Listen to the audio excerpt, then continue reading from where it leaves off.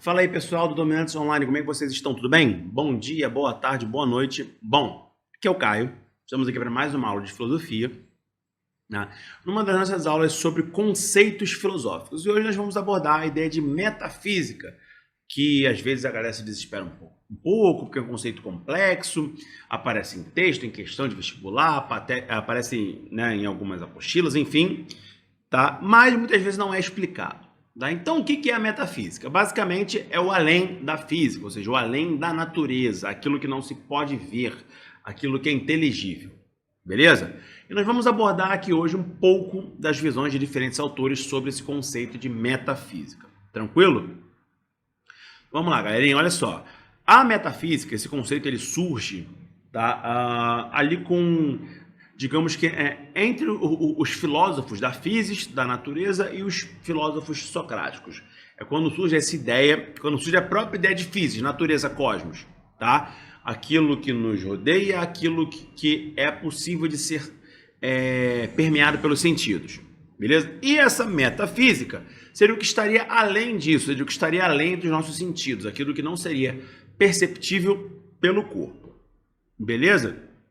Quem vai originar o termo, apesar de ele aparecer primeiramente na obra, tá? Não exatamente o termo em si, mas a noção, ela aparece primeiramente na obra de Aristóteles, mas quem primeiro cria esse termo é o Andrônico de Rhodes, que é o responsável, um dos responsáveis, melhor dizendo, por organizar as obras de Aristóteles e conta a história que ele teria posto os livros, né, dessa questão depois dos livros de física. Então, por isso, o metafísico, o além da física.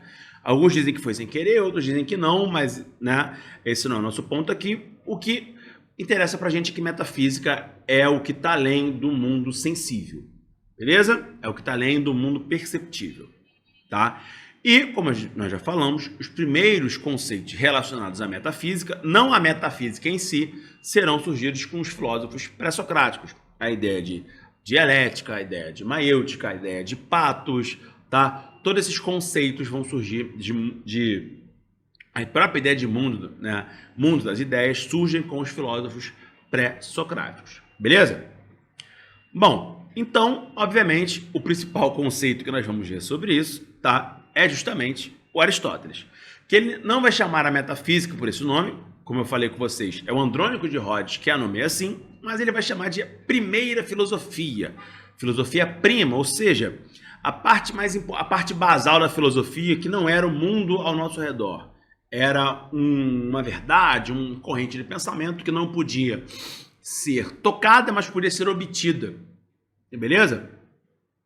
E essa primeira filosofia, essa metafísica, né, ela compreendia a natureza, não a natureza em si, a natureza concreta, mas a natureza abstrata do ser enquanto ser. Ou seja, seria o ser se reconhecendo assim, tá? É quando eu me reconheço como homem, não como homem, ser humano, espécie mamífera, mas eu como homem pensante, eu como homem com capacidade de raciocínio, eu com capacidade de analisar, raciocinar e questionar o mundo ao meu redor, beleza? E conseguindo, percebendo a partir de então, o que as coisas teriam em comum.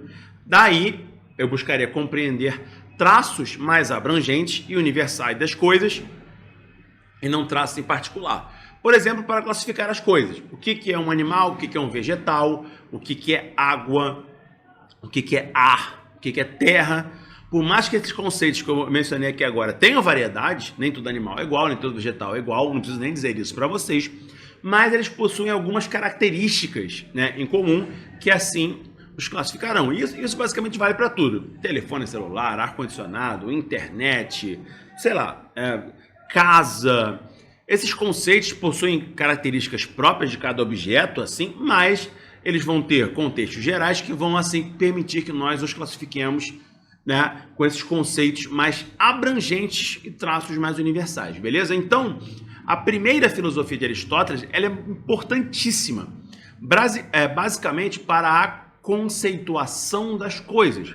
Porque senão, imagine, se nós não tivéssemos uma ideia abrangente das coisas, o caos que seria, tá? Talvez a humanidade nunca tivesse evoluído ao ponto que ela chega até hoje. Então, ter uma ideia de conceito, uma ideia base, tá, para classificar as coisas do mundo é importantíssima, especialmente para a evolução do conceito e para a nossa compreensão social. Beleza?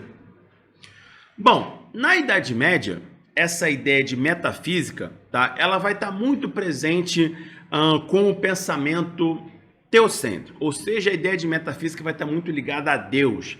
Deus seria essa grande concepção, essa ideia primeira, tá, que regeria o mundo. Deus seria a própria noção de mundo, não o mundo presente, mas o mundo como um conceito maior. Então, Deus seria a própria metafísica, né? Esse próprio mundo que não é percebido, afinal, Deus você não consegue vê-lo, senti-lo, cheirá-lo, enfim, tocá-lo, mas você sabe que ele existe, tá? Então, ele não é percebido com os sentidos, mas ainda assim ele é percebido de uma outra maneira. Essa maneira seria, tá, a metafísica, especialmente o Plotino, ele vai falar bastante sobre isso quando ele escreve a questão da partícula do mundo, que seria Deus, né? A partícula fundamental para todas as coisas, tá? Bom, e um outro conceito também sobre a metafísica surge com os racionalistas, tá? Quem eram os racionalistas?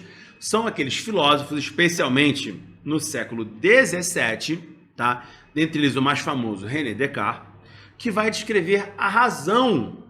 Tá? E isso é uma influência platônica bastante forte. Tá? O Blaise Pascal também vai falar sobre isso. Blaise Pascal, mais conhecido como um matemático, mas ele também, né, teve a sua contribuição à filosofia, de que a razão seria essa substância etérea que não se pode ver, que não se pode tocar, mas que permeia o mundo ao nosso redor. Então, a questão de metafísica se confunde com o próprio conceito de razão, que é um outro conceito que não se pode tocar, não se pode ver, mas se percebe, se utiliza dele. E essa razão seria o guia para a verdade, ou seja, de novo, há uma noção de que a metafísica é um caminho para se chegar a uma verdade, num conhecimento absoluto, até porque estamos aqui entrando no iluminismo, e essa busca incessante pela verdade e pelo conhecimento é uma das características gerais do iluminismo. Já os empiristas, tá? Lembrando que tem aula sobre Descartes aqui nos nossos vídeos, tá? Já os empiristas, os dois mais famosos, né, John Locke e David Hume, tem vídeo sobre ambos aqui também, tá? Eles já quase que abandonam a ideia de metafísica. Professor, então quer dizer que a metafísica sumiu? Não, mas essa corrente filosófica empírica que baseava a verdade a partir de uma experiência de sensibilidade, ou seja, a verdade ela estava ligada à relação sensorial, não a algo extrasensorial, como os racionalistas acreditavam, né? Aquela ideia de que a razão já nasce consigo, né? De uma razão primordial e tal. Os empiristas são contrários a essa corrente, e especialmente o David Hume, que é considerado inclusive um empirista radical, tá? Então, a metafísica ela é abandonada, não por todos, mas por uma parte, tá, desses pensadores do iluminismo, especialmente David Hume e John Locke no século XVII ainda, sobre essa noção de metafísica de conhecimento etéreo. Beleza? Posteriormente, nós teremos um outro pensador, Immanuel Kant, talvez o responsável pela última grande revolução no pensamento humano. Alguns dizem que sim, alguns dizem que não, mas talvez ele tenha sido, quando ele evoca, né, a revolução copernicana. E não, obviamente, ele não está falando de heliocentrismo ou geocentrismo, quando o próprio Copérnicos buscou esses temas.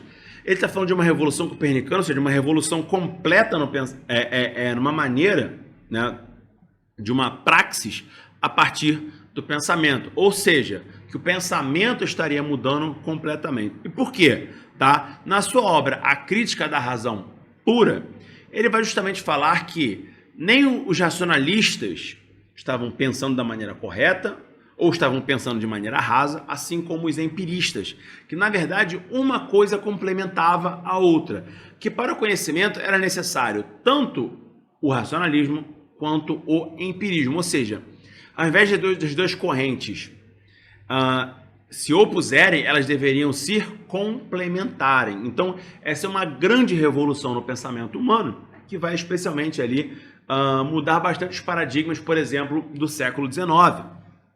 E que uma outra ideia bastante importante no pensamento kantiano é justamente a ideia de quê?